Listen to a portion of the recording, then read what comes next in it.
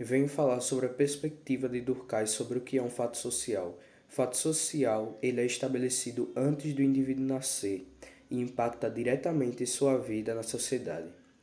A coercitividade é a pressão exercida no indivíduo que se comporta contrário aos fatos sociais estabelecidos a ele.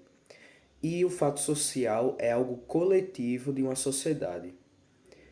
E um fato social bastante presente nos dias atuais é o cancelamento digital, na qual tem regras invisíveis do que pode ou não ser falado na internet. Olá, eu me chamo Kiara e hoje irei trazer alguns conceitos de Durkheim tragos em sala de aula. Bom, o princípio deles é a diferença entre a sociedade moderna e a sociedade tradicional. Você pode colocar a sociedade tradicional como o conceito das primeiras sociedades do mundo, onde nelas o mais comum era a semelhança entre os indivíduos, ou seja, eles se pareciam muito entre si. Eles tinham de uma consciência coletiva, eles possuíam de muitas semelhanças, de princípios semelhantes, de gestos semelhantes, vocabulário semelhante. Em geral, a construção social era baseada nessa semelhança. E nisso a gente pode colocar já como a sociedade tradicional, ela possuía uma coesão por semelhança, já que a sociedade, ela se ajudava justamente pela semelhança que ela possuía. E nisso também se baseia na divisão de trabalho, que na época eram cargos que eram muito parecidos entre si, pois não tinha um individualismo de cada ser, ou seja, por serem parecidos, não tinha uma diferença e também não tinha uma diferença de cargos no trabalho. Já na complexa, isso muda, pois os indivíduos começam a criar mais o individualismo e deixando um pouco de lado a consciência coletiva. E nisso já baseia muito na divisão de trabalho, que já vai mudar para alguns cargos que precisam de mais conhecimento, alguns que precisam de menos, alguns que precisam de mais mão de obra, outros menos. E enfim, vão criando diferenças entre esse meio social. E nisso não tem mais como os indivíduos eles se ajudarem por semelhança, já que agora eles não se identificavam mais uns com os outros.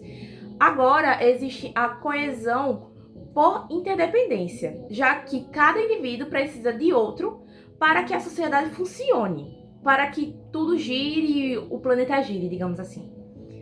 E nisso a gente já traz também a solidariedade mecânica e orgânica, que é praticamente o que eu acabei de explicar.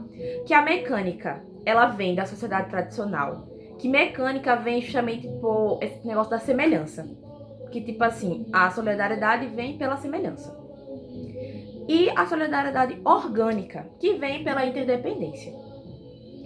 E também a relação do trabalho com a coesão social, que em geral isso tudo se conecta, pois o trabalho realmente, como os cargos eram muito parecidos na sociedade tradicional, eles tinham uma coesão semelhante, eles tinham um igual.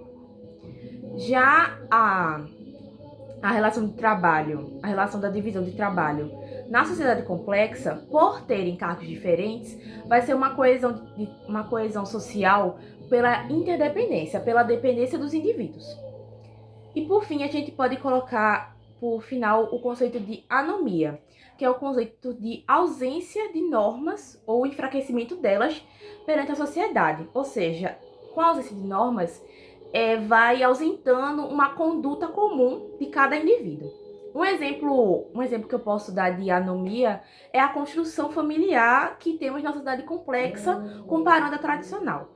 Pois na sociedade complexa, justamente pelo pensamento individual, pelo individualismo, se criam vários tipos de conceito familiar. Já na tradicional, é o quê? Um pai, a mãe, um filho, dois filhos, em torno disso.